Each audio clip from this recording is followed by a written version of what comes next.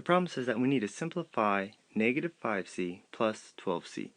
But before we can do that, we need to just make sense of what we really have and what we're starting with. So by looking at this negative 5c, the way I kind of help make sense of it is by thinking of not as a negative, but as the opposite. So we have the opposite of 5 groups of c. And so what we can do is we can go ahead and represent 5 groups of a number c. 3, 4, and 5, and we have the same amount in each group. And so now, just by using what we already know, and if we think about the opposite, well, we know that the opposite of any positive number will be its negative. And so, where c just represents an unknown number, well, the opposite, or the additive inverse, will be negative c in each group. And so now the problem tells us that we need to add 12 groups of c to what we have. And so we can go ahead and add another bar diagram, since that's what the problem tells us to do. And we can go ahead and add 12 more groups. So there's 2, 3, 4, 5, 6, 8, 9, 10, 11, and 12. And in each group we're going to have the same amount, c. And now we can just look to go ahead and see what we have. So if we know that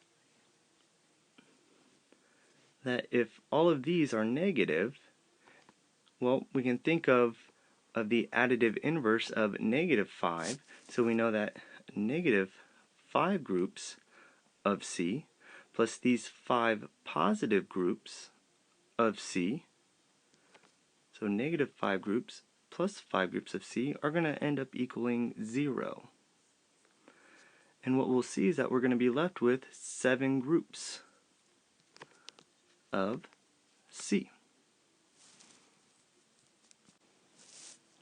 The next problem asks us to simplify negative 3x, and we're going to take away 2x. So again, we're gonna go ahead and make sense of what it's asking us to do. And so instead of saying negative 3x, I always like to think about it as the opposite of 3x. So I'm going to use a bar diagram, and we're going to have, first we're going to demonstrate, or we're going to show 3 groups of x.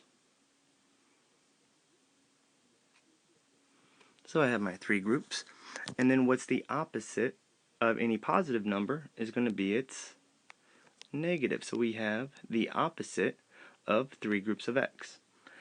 And now what we need to do is we need to take away 2 groups of x. And so I always like to ask, well, if we have 3 groups of negative x, can I take away a positive group of x? Or let alone 2 groups of positive x?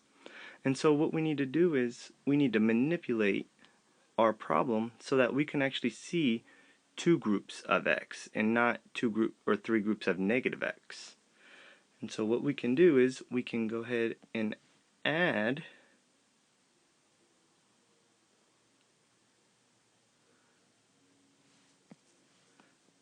we're going to add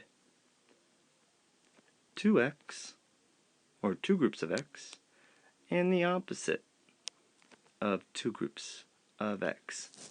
And what we're going to see is that what I've actually added to our problem is just 0, because any number plus 0 is still going to be the same number.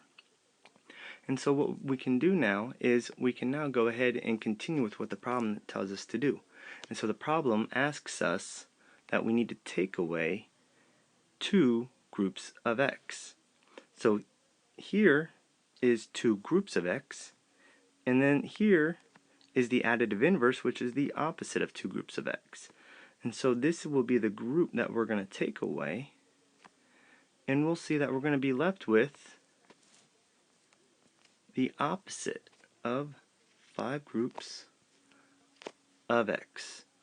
And to do it algebraically, we can just see, just by understanding how the model works, we can see that, well, if I have negative 3 groups of x, I can go ahead and add 0 by representing it as 2 groups of x plus the opposite of 2 groups of x. And now we can just take away our 2x that it asks us, and we're left with 3 groups of x, the opposite of 3 groups of x plus the opposite of 2 groups of x, and we have the opposite of 5 groups of x.